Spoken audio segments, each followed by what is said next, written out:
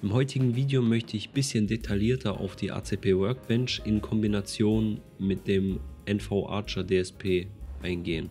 Ja, im letzten Video hatte ich nur kurz angeschnitten, was es für Funktionen gibt und so weiter. Falls ihr das nicht gesehen habt, da habe ich eher ein Review gemacht zu dem DSP-Board selber. Das ist ein Bluetooth DSP-Board, mit dem man zum Beispiel Musik vom Handy spielen lassen kann und auf dem Board unterschiedliche Equalizer und sonstiges einstellen kann. Ja, ich werde trotzdem nicht komplett auf alles eingehen, da ich sonst hier 2 Stunden sitzen werde, aber so mal das Wichtigste, was man braucht, um mal so einen Quickstart zu haben, damit man es zum Laufen bekommt und von da aus weiter selber schauen kann, was man denn machen muss. Bei der ACP Workbench in Kombination mit dem NV Archer sind mir allerdings auch ein paar Limitationen aufgefallen und mir ist aufgefallen, dass einige Funktionen keine Funktion haben an sich, da sie einfach zwar für diesen Chip bestimmt sind, aber nicht gescheit umgesetzt wurden. Das werde ich dann auch nochmal detaillierter zeigen, aber ohne viel Gerede öffne ich jetzt mal die ACP Workbench. So sieht das Ganze aus, wenn man das öffnet, und wir sehen jetzt hier auch unten, dass mein Gerät nicht angeschlossen ist. Deswegen schließe ich das jetzt per USB-C einfach an meinen Rechner an. Ich verwende einen Windows-PC, wie man unschwer erkennen kann. Auf Mac, glaube ich, funktioniert es nicht, da es eine Executable ist. Ich weiß nicht, ob es da eine ACP Workbench Version gibt für Mac, aber die meisten sollten Windows haben. Ich schließe jetzt mal an und dann sehen wir, was passiert. Für den Versuchsaufbau brauche ich einmal das Gerät selber, in meinem Fall 2 AUX-Kabel, geht auch mit einem, aber ich mache es mit 2 jetzt, ein USB-C-Kabel, dann noch ein Kabel, mit dem ich die Knöpfe hier bedienen kann, ein Knopf eher gesagt, und ein Rechner mit Windows vorzugsweise, damit man die Software verwenden kann. Auf Mac weiß ich nicht, ob das funktioniert, ich glaube nicht, ist eine Exe-Datei, und in meinem Fall verwende ich noch eine Soundkarte, und zwar die hier, das ist das Scarlett Solo Gen 2, glaube ich. Hier habe ich einen Monitorausgang oder halt einfach nur Kopfhörerausgang und ein Instrumenteingang, also eine Klinkenbuchse, wo ich Instrumente oder halt in dem Fall das DSP anschließen kann. Man kann es auch mit der Soundkarte vom Rechner machen. Ich verwende es halt hier, ich verwende halt das hier, weil ich da schneller und einfacher alles einstellen kann. Und dann schließe ich mal alles an und dann sehen wir uns gleich wieder. Alles einstellen kann. Und dann schließe ich mal alles an und dann sehen wir uns gleich wieder.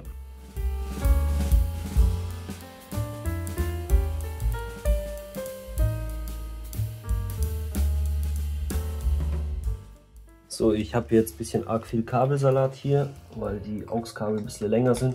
Aber im Grunde genommen geht das AUX-Kabel hier vom Kopfhörerausgang geht es auf den AUX-Eingang von dem DSP, und dann wähle ich entweder den Subwoofer oder den Stereo-Ausgang, ist jetzt egal für die Demonstration, kann ich auch switchen, wenn es sein muss. Und dann habe ich noch den Knopf hier angebracht, damit ich die Modi switchen kann. Und das USB-C-Kabel sollte ein Datenkabel sein, was an den Rechner angeschlossen ist. Und ja, dann zeige ich noch am Rechner die ganzen Programme, die ich dafür verwende. Es sei gesagt, dass ich eine ziemlich frische Windows-Installation habe und deswegen auch keine zusätzlichen Treiber oder sonstiges installiert habe. Und man sieht hier sofort, dass das MV Silicon B1 USB Audio Connected ist. Das wird auch als Soundkarte angezeigt im Rechner und man kann es auch als Soundkarte vom Rechner aus verwenden. Ja, aber wir sind jetzt erstmal hier im Menü. Das ist das erste Menü, das einen trifft. Und hier gibt es ganz viele Regler und Einstellungen und sonst noch was. Und ich würde jetzt erstmal behaupten von meiner Seite und von meiner Erfahrung aus, dass man das meiste hier ignorieren kann. Was für einen interessant ist, sind hier die 2-3 Reiter hier oben, sowie hier unten ein paar Regler, die abhängig vom Signaleingang sind.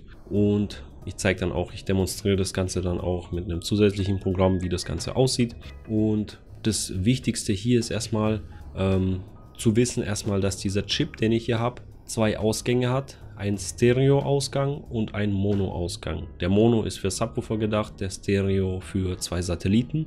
Und man hat hier die Option unter DAC 0 den Output-Mode auf Mono 1, 2 oder Stereo 1, 2 zu stellen. Standardmäßig ist es auf Stereo 1 oder 2 eingestellt. In meinem Fall habe ich es auf Mono gestellt, da ich den DSP verwende für eine Mono-Anlage und Stereo nicht wirklich Sinn macht bei mir. Mono 2 klang bei mir merkwürdig, deswegen bin ich bei Mono 1 geblieben. Genau, und fürs Erste wäre es erstmal hiermit gewesen. Und dann gehen wir auch in den Audio-Effekt-Reiter. Hier beginnt das Spannende. Hier haben wir zwei Reiter, 2 und 4. Das 2 ist in dem Fall für den Stereo-Ausgang, das 4 für den, oder die 4 für den Bassausgang. Hier haben wir einige komische Namenskonventionen, sage ich mal. Hier ist Rec Virtual Bass, Rec DRC, Rec Pre-EQ und so weiter. Und hier heißt es dasselbe alles mit Music. Also das wurde wahrscheinlich einfach falsch übernommen beim Codieren von dem Chip. Deswegen nicht verwirren lassen von dem Rec hier und von dem Music hier. Aber was sofort auffällt, ist, dass der Stereo-Ausgang deutlich mehr Optionen hat als der Mono-Ausgang. Und des Weiteren sei angemerkt, dass der Mono-Ausgang wirklich nur Mono ist. Man kann nur ein Kanal damit, also ein Signal damit ausgeben lassen. Und der Stereo links und rechts im Stereo-Kanal ist aneinander gekoppelt. Also man kann sie leider nicht separat voneinander steuern, dass man zum Beispiel eine 3-Wege-Box baut oder ein 3-Wege-Setup. Deswegen, das ist so die erste Limitation. Und dann haben wir hier unterschiedliche Optionen. Und dafür öffne ich jetzt mal FL Studio und dann gebe ich ein Rauschsignal aus, das dann in das DSP per AUX eingegeben wird und im Anschluss wieder in die Soundkarte, in den Instrument-Eingang wieder aufgenommen wird, und dann sieht man auch, was passiert oder was halt auch nicht passiert. So, dazu öffne ich jetzt mal FL Studio und richte alles ein kurz. So, ich habe jetzt alles soweit eingerichtet. Links sehen wir den Spectrum Analyzer vom Ausgang und rechts den Analyzer vom Eingang. Ich habe versucht, alles ungefähr auf einen Pegel zu bekommen, dass ich auf dem ganzen Spektrum einen ungefähr gleichen Lautstärke-Pegel habe und damit man die Einflüsse sieht. Ich kann euch auch kurz mal hören lassen, wie das sich anhört, nicht erschrecken.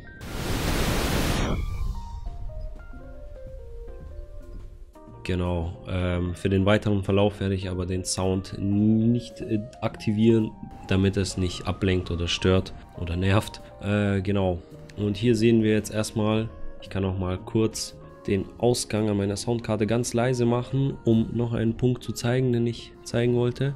Wenn ich ganz leise mache, sehen wir hier Störsignale von dem DSP. Wenn ich hier komplett auf Pause mache, Ausgang, kommt nichts raus, aber Eingang kommt hier ein bisschen Störsignal raus. Das hängt daran, das liegt daran, dass ich die Soundkarte sowie das DSP beides am Rechner angeschlossen habe und ich wahrscheinlich irgendeine Art Ground Loop oder ähnliches habe. Ich werde es so laut stellen, dass es keinen wirklichen Einfluss hat. Genau, dann mache ich das mal hier ein bisschen lauter wieder, dass es ungefähr auf einem Level ist wieder, auf derselben Linie. Genau, so. So, und jetzt öffnen wir uns die ACP Workbench. Ich verdecke mal das Ausgangssignal, ihr wisst ja, wie es aussieht. Es bleibt durchgehend gleich, ich ändere jetzt erstmal nichts daran. Und dann kann ich hier links Effekte einstellen. Hier gibt es die erste Einstellung, das ist der Music Noise Suppressor. Den kann man jetzt hier nicht sonderlich gut darstellen. Der ist einfach dazu da, um das Grundrauschen vom Bluetooth-Empfänger zum Beispiel einfach nicht rauszugeben, wenn keine Musik läuft. Und sobald Musik anfängt, hört man das Rauschen halt ganz leicht im Hintergrund, aber so wird es komplett unterdrückt. Das ist halt Rauschunterdrückung. So, die nächste Option ist der Pitch Shifter. Da sollte man eigentlich die Tonlage von dem Signal anpassen können. Wenn man drüber fährt, sieht man auch, welches Spektrum man eingeben kann. Aber da passiert nichts. Das zeige ich dann später mit einem Sinussignal. Also das ist auch eine Schwachstelle an dem Ding hier. Das ist zwar da, aber es ändert nichts. Ja. Dann gibt es hier die Option Musik 3D. Und das ist vor allem nutzvoll, wenn man Stereo-Signal ausgibt. Dann kann man hier die Musik ein bisschen dreidimensionaler spielen lassen. sozusagen, wenn man das so nennen kann. Also da wird wahrscheinlich einfach mit irgendwelchen Delays gespielt zwischen den zwei Kanälen, damit halt eine Raumwirkung erzeugt wird. Die verwende ich aber persönlich nicht. Finde ich ein bisschen Spielerei, muss nicht zwingend sein.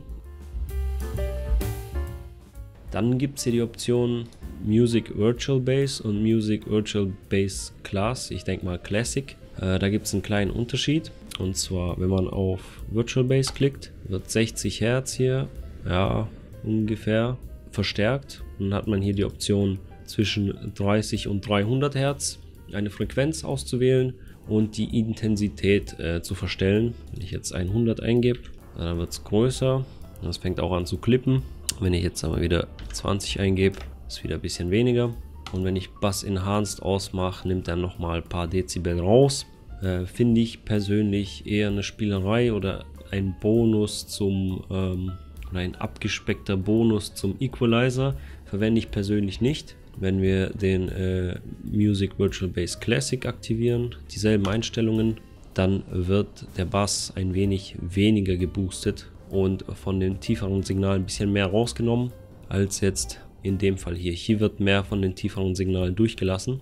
Ja, aber wie gesagt, ich verwende die Funktion nicht so gerne, beziehungsweise gar nicht, weil ich das meiste, was ich mache, mit dem Equalizer dann einstelle. So, der Stereo Widener, das kann ich hier jetzt leider nicht genau darstellen lassen. Das wird aber wahrscheinlich ähnlich sein wie Music 3D, dass einfach durch Delays ein größerer Raum geschaffen wird und die Soundstage ein bisschen vergrößert wird. Das könnte für Heimanwendungen vielleicht sinnvoll sein.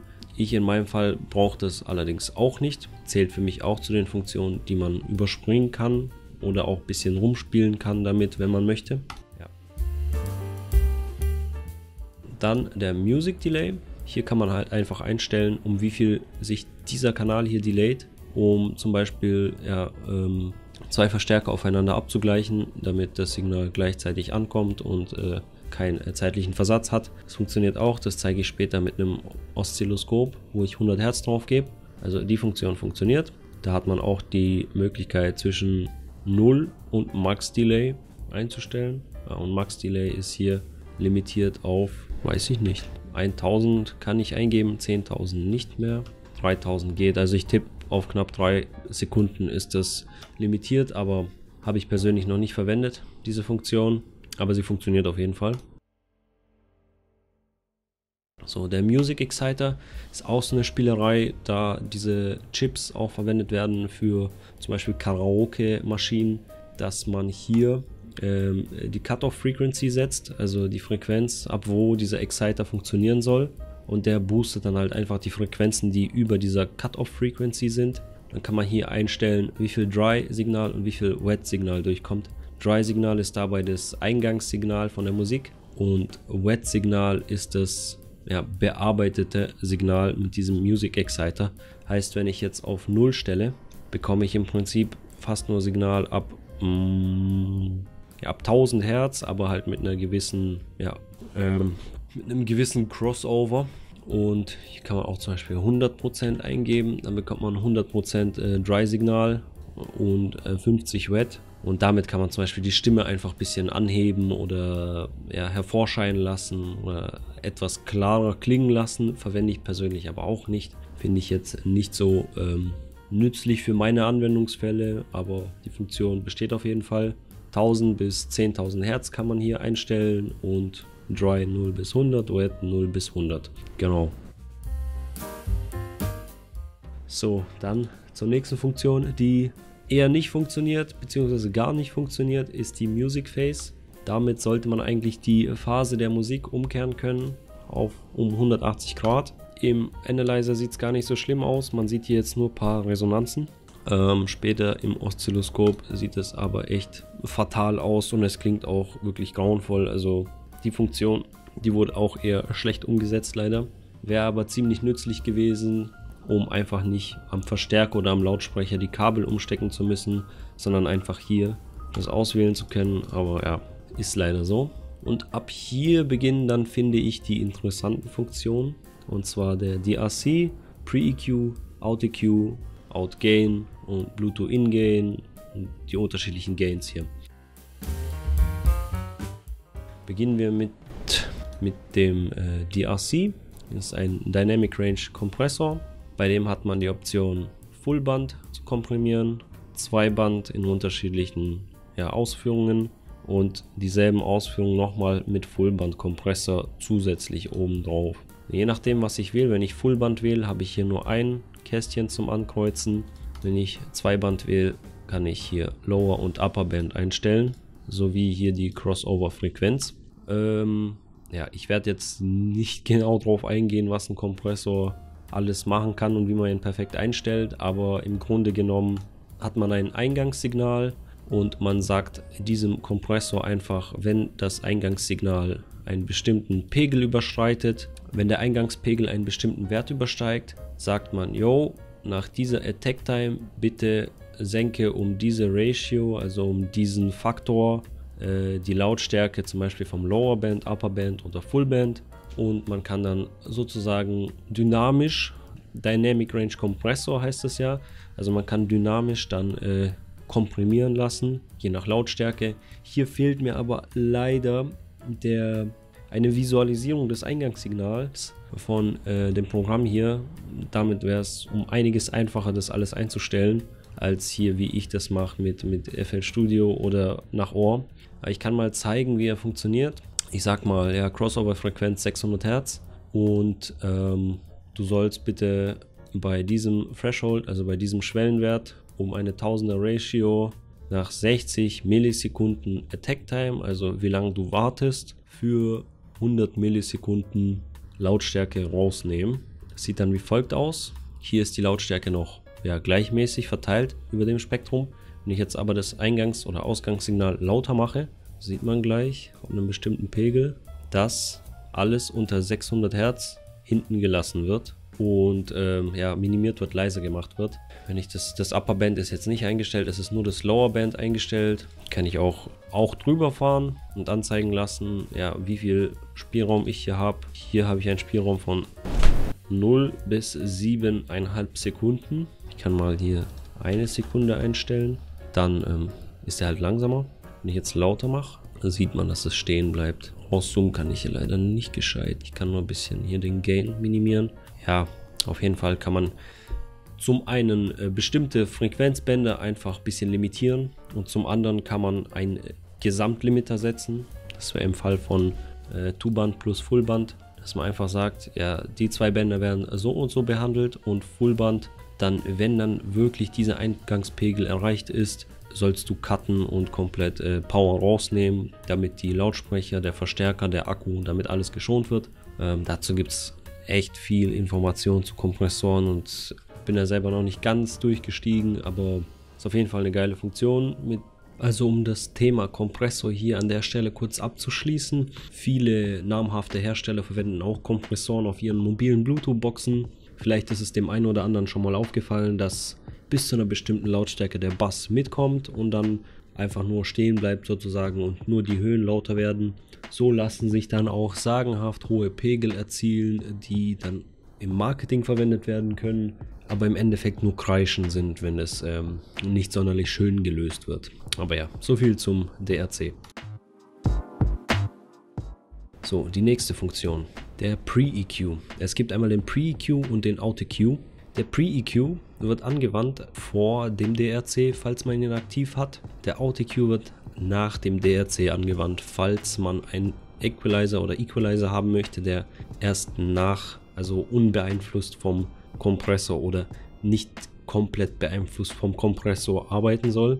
Falls man aber keinen verwendet, hat man einfach zwei EQ-Tabs, die beide gleichwertig funktionieren, und man hat dann statt 10 hat man dann 20 EQs, einfach einmal für die Stereokanäle oder für den Stereokanal und einmal für den Monokanal hier das gleiche DRC, Pre- und Out-EQ. So, und dann zeige ich mal kurz, wie das aussieht. Man kann entweder hier einmal den EQ aktivieren. Man sieht auch direkt, ich hatte hier was eingestellt schon. Das zeichnet sich dann auch ab auf dem Graphen hier.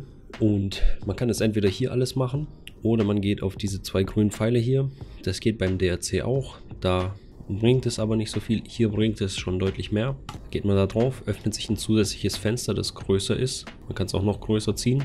Und dann hat man hier einmal den Graph, die Visualisierung. Und man hat hier unten die Filter. Hier hat man eine EQ-Liste.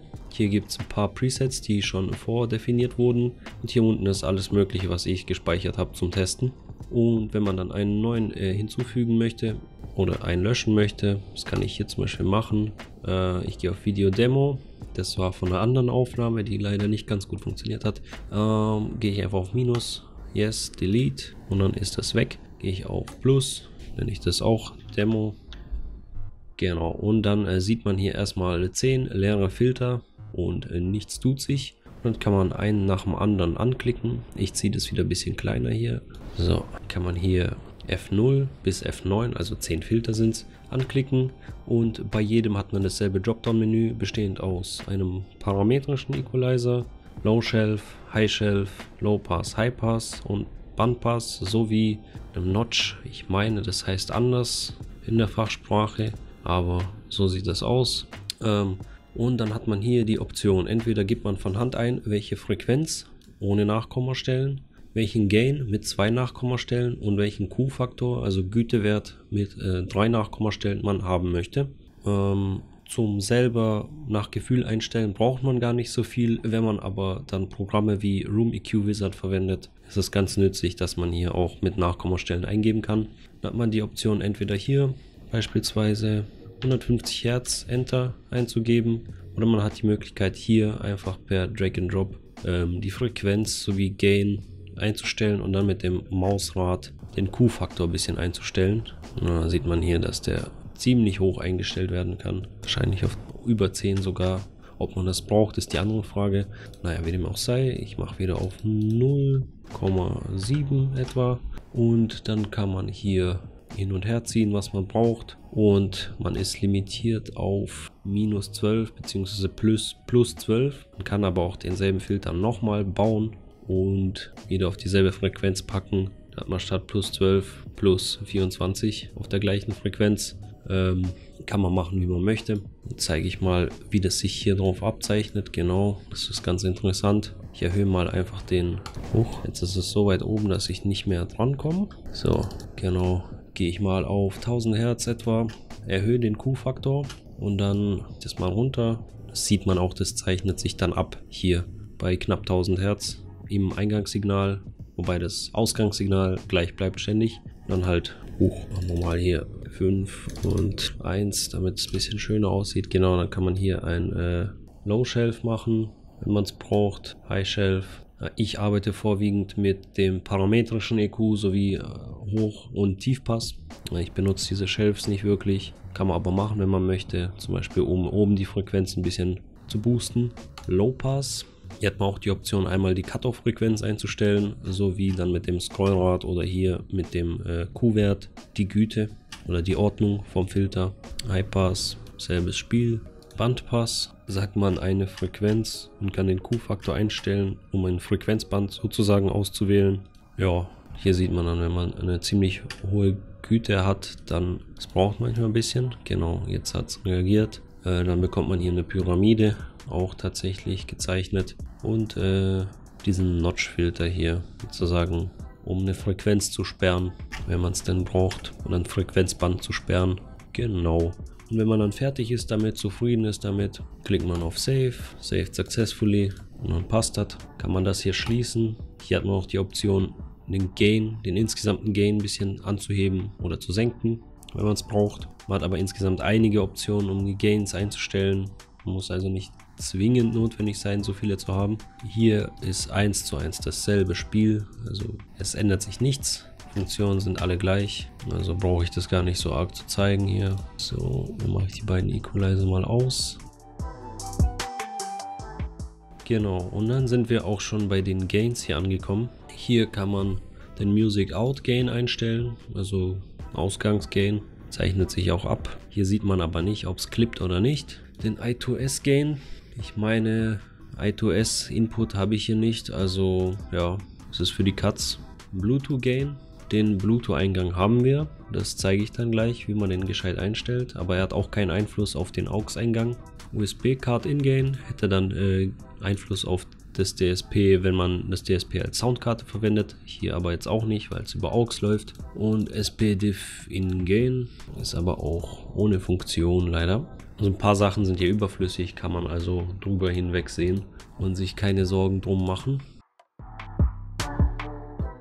Und wenn man dann zum Beispiel sich eine Einstellung gespeichert hat, die einem gefällt, sagen wir mal, nehmen wir mal an, die Einstellung wäre folgende, irgendwie so ein Käse hier, sage ich ja, wähle zuerst mein Preset aus und dann bearbeite ich das und dann speichere ich das, saved successfully, genau, und dann sage ich, okay, ich bin mit diesem hier zufrieden. Wenn man nur eins braucht, also eine Einstellung, dann geht man auf. Also man ist fertig jetzt sozusagen, man möchte nichts weiterhin einstellen. Ich gehe mal auf Downloader, Save Configurations to Flash, Next, Next, Save. Dann flasht er kurz, tut er hier ein bisschen und das war's. Dann ist es geflasht und sobald man sich disconnected vom PC und dem Ding nur Strom gibt, hat er genau diese Einstellung hier übernommen. Und ja, wenn man nicht flasht, dann wird es nicht gespeichert auf dem Chip. Also flashen ist wichtig. Und dann gibt es hier noch eine Option, und zwar sage ich jetzt, okay, ich habe ein Preset, sagen wir zum Beispiel für den Indoor-Bereich, das wäre jetzt dieses Preset hier, und dann sage ich aber für den Outdoor-Bereich möchte ich ein bisschen mehr Bass oder ein bisschen mehr Höhen.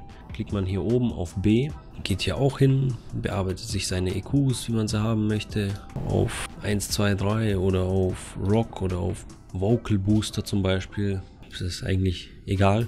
Und dann flasht man und dann hat man 2 Profile auf dem Gerät gespeichert und kann per Knopfdruck diese Profile switchen. Man hat hier insgesamt die Option 10 Profile zu erstellen und durch alle 10 Profile zu switchen.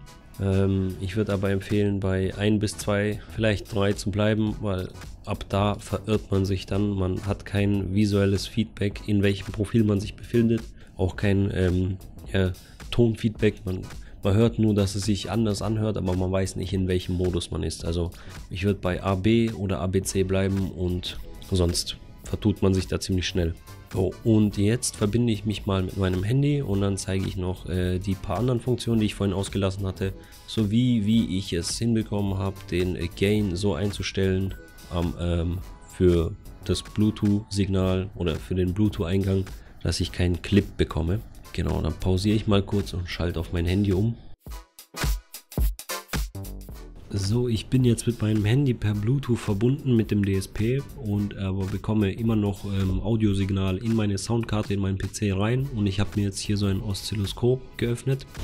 Ich habe einen 100 Hertz Sinuston an meinem Handy gestartet und es passt perfekt, dass es hier sich nicht bewegt und es nicht rumzappelt. Wenn ich jetzt um 1 Hertz erhöhe, dann sollte es beginnen sich zu bewegen, genau.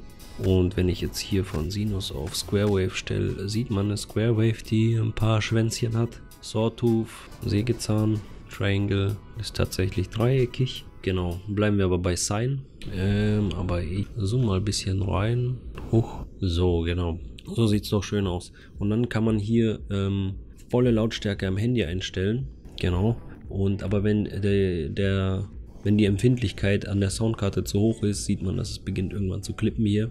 Was wir nicht möchten, das klippt dann wirklich die Soundkarte selber und nicht das Signal vom DSP. Deswegen guckt man, dass man hier ein sauberes Signal bekommt. Und dann geht man hier rein und kann hier den Bluetooth In-Gain ein bisschen einstellen. Da sieht man, so, ich komme jetzt wieder an den Clip von der Soundkarte. Wenn ich ein bisschen rauszoome, sehe ich dann aber, dass ich tatsächlich an den Clip vom DSP komme. Und den möchte ich nicht haben. Deswegen setze ich den Gain ein bisschen unter den Clip. Ansonsten klingt es scheiße und schrottet unter Umständen eure Technik. Will keiner. Und hier hat man dann die Option, wenn man ein Bluetooth-Eingangssignal hat, über DAC 0 die Lautstärke, die Ausgangslautstärke noch einzustellen. Da hat man noch die Option, über den Music Out Gain die Lautstärke einzustellen. Dann man sieht, es hat immer denselben Clippunkt, also irgendwo ist dann das DSP am Ende von der Spannung, von der Amplitude. Deswegen kann man sich entscheiden, wo man den Gain dann einstellt, wo man die Lautstärke einstellt. Sollte man bei einer bis zum Clip machen, die Lautstärke am Ende ist eh immer gleich, von dem her, ja. Und was noch zu beachten sei, ist, dass wenn man eine EQ hat und hier, keine Ahnung, beispielsweise irgendwie hier den Gain noch erhöht hat oder irgendwelche Filter bei, sagen wir, 100 Hertz hat, weil ich jetzt ein 100 Hertz Testsignal habe, dass man dann hier seine Einstellung hat, wie man sie haben möchte, aber dann bitte hergeht und trotzdem den Gain hier so einstellt, dass es nicht klippt. Ansonsten wäre es nicht so schön. Aber ja, das wäre jetzt zum Clip und dann zu den Funktionen, die ich vorhin ausgelassen habe. Das ist der Pitch Shifter. Wenn ich den anklicke, sollte ja eigentlich die Tonlage sich ändern und die Frequenz sich entsprechend ändern. Aber wenn ich jetzt draufklicke, habe ich die Möglichkeit bis zu 12 Halbtonschritte hoch oder runter zu gehen. 12, 0, minus 12. Es tut sich nichts. Also die Funktion kann man sich schenken. Music 3D sieht man nicht am Oszilloskop. Virtual Bass wird auch in Clip enden. Classic Virtual Bass auch. Also muss man den Gain einstellen. Stereo Widener macht gar nichts. Music Delay, das funktioniert jetzt aber tatsächlich. Ich habe jetzt ein Delay von 23 Sekunden. Kann ich 10 machen, kann ich 100 machen, 150. 150 geht nicht, weil 100 das Limit ist, wie wir vorhin besprochen haben. Ja, also man kann hier das Delay einstellen und dann halt sozusagen seine Lautsprecher synchronisieren. Ich kann jetzt nicht kontrollieren, ob die Millisekundenangaben hier 100% korrekt sind, aber das Spektrum, was man hier eingeben kann, ist, tippe ich, genug. Also bis zu 3 Sekunden kann man hier machen. Ich gehe mal davon aus, dass es für die meisten, da spinnt er ein bisschen rum. Dürfte für die meisten Leute reichen, die Millisekunden, die man da einstellen kann. Ansonsten sollte man sich vielleicht überlegen, das Setup ein bisschen zu überdenken. Und jetzt kommen wir zur Music Phase. Die war wirklich grandios, was die macht. Und zwar, ich mache die jetzt mal an. Sie ist auf 0 Grad, ändert sich nichts. Wenn ich jetzt die Phase umdrehe, sollte sich der Sinus wahrscheinlich einfach nur um 180 Grad bewegen. Was er aber macht, ist das hier. Und das ist komplett Käse. Der switcht die ganze Zeit hin und her um 180 Grad anscheinend. Und es klingt so grausam. Das sieht man hier auch, dass es nicht gut klingen kann, dass dieser Effekt leider für die Tonne ist. Deswegen davon würde ich die Finger lassen. Vielleicht liegt es auch nur an meinem Modell, aber ich weiß es nicht. Schön wäre die Funktion auf jeden Fall. Und ja, das wären die Funktionen, die ich vorhin nicht zeigen konnte mit dem Spectrum Analyzer, aber hiermit jetzt schon. Und ich hoffe, ich habe jetzt nicht viel zu viel geredet und gezeigt und alle überladen, aber genug, dass man mal einen guten Headstart bekommt und versteht, wie alles funktioniert. Also man kann sich merken, hier nicht erschrecken, bisschen testen. Hier beginnt das Spannende. Hier kann man sich ein bisschen durchtesten und dann am Ende Downloader, Save Configurations to Flash, Next, Save. Dann flasht er und fertig. Dann sind die Einstellungen übernommen. Im Grunde genommen sieht es am Anfang deutlich komplexer aus, als es ist. Was ich auch noch versucht habe, ist das ganze Ding mit Sigma Studio zu betreiben. Das funktioniert leider nicht. Das funktioniert leider nur mit ACP Workbench. Sigma Studio wäre vielleicht optisch ein bisschen angenehmer und leichter zu verstehen, aber wenn man das hier einmal gerafft hat, finde ich, kommt man da auch gut zurecht. Und für die 15, 16 Euro plus ein paar Euro Versand wirklich grandios. Gerade wegen diesen Funktionen hier, wegen dem EQ und dem Bluetooth und dem DRC habe ich das Gerät geholt. Die anderen sehe ich eher als nice to have, aber nicht als must have. Wer es braucht, kann es verwenden, wer nicht. Aber ja, das soll es gewesen sein. Nicht erschrecken vor dem Programm, einfach ein bisschen rumtesten und dann wird das schon irgendwie klappen. Falls noch irgendwelche Fragen offen geblieben sind, bitte stellen, gerne stellen. Ich versuche sie zu beantworten und ja, wir sehen uns im nächsten Video.